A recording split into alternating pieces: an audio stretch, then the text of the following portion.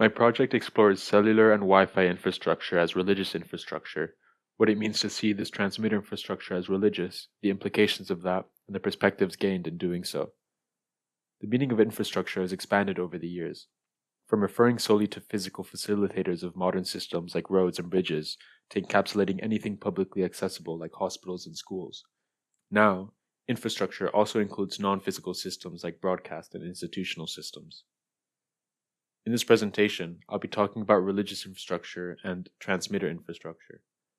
Transmitter infrastructure encapsulates all physical components involved in modern telecommunication.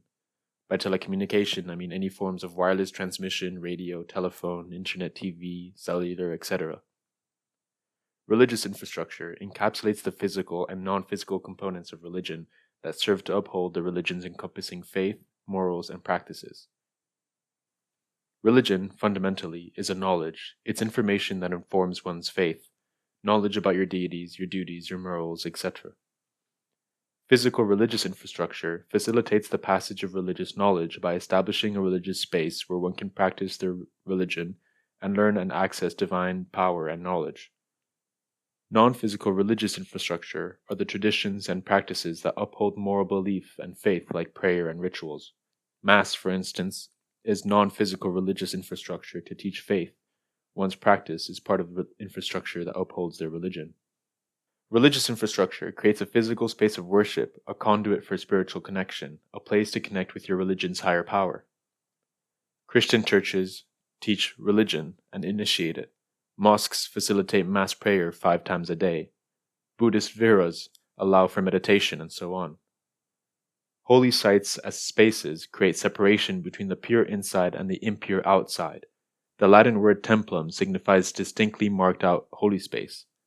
Templum divides lands into zones. The word profane, meaning non-religious, originates from the word profanum, where pro means outside and phanum, temple.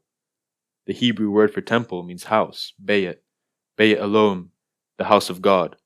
Religious infrastructure serves as the physical space for God, for higher power, for the people to enter the house of God, to unite with Him and His knowledge. God embodies knowledge on the universe, on creation and existence, and the pursuit of God is the pursuit of His knowledge, to align yourself with His teachings. Religious infrastructure is therefore the conduit to this higher power and knowledge. Modern human knowledge is so advanced that it's almost divine. We understand the particles that govern the universe, how stars form, how our planet came to be, how we came to be. Our accumulation of sophisticated knowledge gives us agency in our universe and the ability to take on larger pursuits. Modern human knowledge has reached a level of complexity where it transcends human comprehension and intuitive knowledge. With centuries of collective study, human knowledge has outgrown the capabilities of one single brain, becoming an unfathomable entity of wisdom beyond physical comprehension. Higher human knowledge today is almost solely accessible through transmitter infrastructure. Transmitter infrastructure physically is the means for common people to access, learn from, and receive higher knowledge. Even more, higher knowledge itself exists largely on transmitter infrastructure. Data centers hold all information and archives, becoming physical embodiments of our higher knowledge. Data centers are tangible manifestations of our knowledge, of our universal knowledge that transcends native human cognition.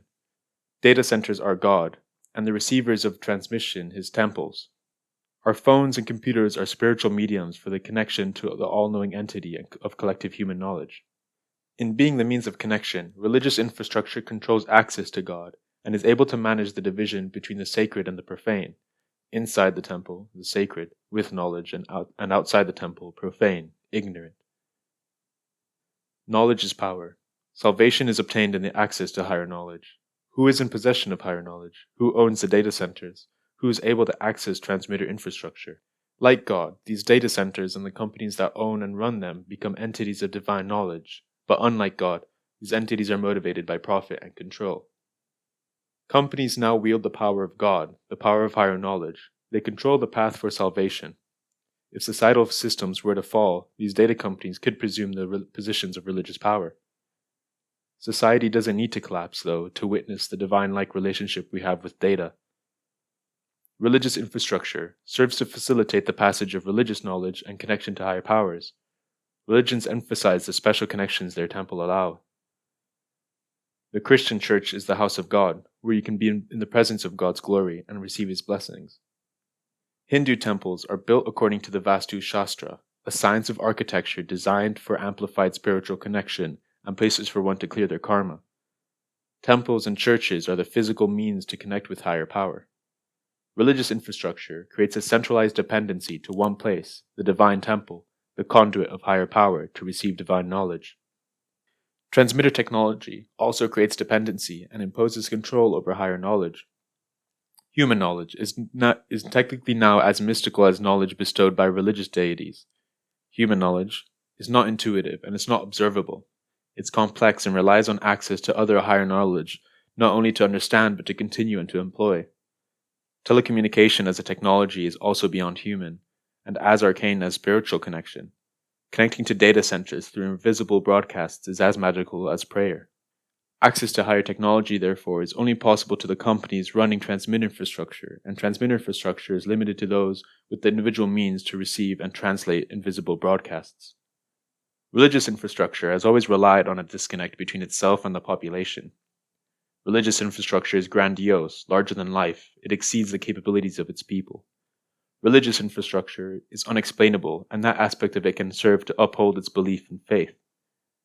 Transmitter infrastructure is equally unexplainable, with its underground, ocean-crossing wires, space satellites, and invisible broadcasts. Transmitter infrastructure and its complexity is beyond human.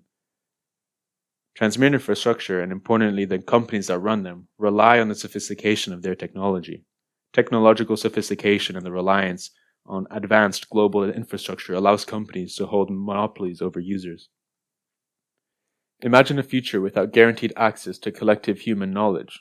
Transmitter infrastructure and technology exist, but it's only accessible to those with the knowledge to access the invisible transmissions, or those with correctly built access points or temples. Access to higher knowledge can impose the same level of societal control that religious groups used to control populations in the past. I also think it's interesting to think about artificial intelligence being an embodiment of all of our human knowledge. Our biological brains will never be able to humanly comprehend all of our sophisticated knowledge at once, but AI will. And not just that, it'll do so in a human manner, and be able to communicate its higher knowledge in a commonly accessible way, taking on even more godlike connotations, upheld by transmitter infrastructure that can magically transmit the word of his God. In a dystopian future where access to knowledge isn't guaranteed, communication with AI, with this higher intelligence, could open infinite possibilities. Even for this project, my access to ChatGPT's higher knowledge helped me work out and fix parts of my code that I would have never been able to solve by myself. To explore the ideas of home transmitter infrastructure, creating temples to connect to higher knowledge, I built an Android application that scans all surrounding Wi-Fi signals. It analyzes the strengths of each one, determining the strength of your connection to the divine.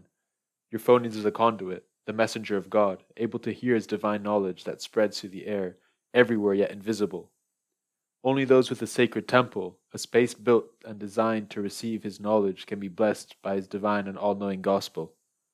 My project uses Android Studio and the Kotlin Android language. It runs a mainactivity.kt file that uses Android Wi-Fi libraries to initiate a Wi-Fi scan every 5 seconds. Upon each scan, my code looks at all the available Wi-Fi networks, determining the fastest one by updating the max Wi-Fi variable, only if the next one down the list is higher than the previously highest Wi-Fi. And then plays one of 3 MP4 videos that simulate the level of connection. My computational experiment allowed me to visualize my research, to understand that connection to the internet is beyond normal and is in fact spiritual. Creating a program that let me tap into the invisible force that runs through everything connected and grounded me to the invisible forces that inform modern life. The physical act of moving towards Wi-Fi in the pursuit of connection reshaped my relationship with the information my phone is able to tap into. Online connection means connection to knowledge and power beyond my human comprehension. It's allowed me to see my devices as spiritual ones, not to distract or to take away, but provide me with infinite knowledge and universal understanding. My app lets me visualize my own connection to my transmitter infrastructure. My home is a temple, a powerful conduit to higher knowledge, but outside my home, outside my temple, I'm alone and ignorant. solar winds caused by the sun swept the lighter gases farther out into the developing solar system. This is why the rocky terrestrial planets, Mercury, Venus, Earth, and Mars,